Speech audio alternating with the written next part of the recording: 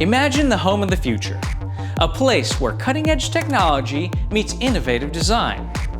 Ahead of its time, but also perfect for right now. The Verge and Curbed have partnered to bring this dream of the home of the future to life.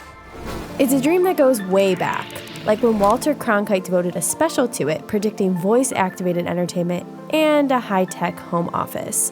Even Disney's Tomorrowland featured its very own House of the Future, engineered in part by MIT. And it was shows like The Jetsons and even a Disney Channel original movie that set the bar for what life inside the home of the future should look like. But today, we can actually live with the technology they imagined. They dreamed of smart doorbells, and we got them. Alternative fuel? Check. Flying cars? Okay, we're not quite there yet.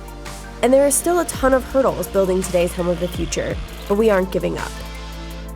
Every generation has shared this dream of living in the future, and now it's our chance.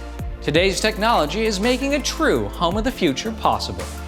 But in order to live in it, we're going to have to build it.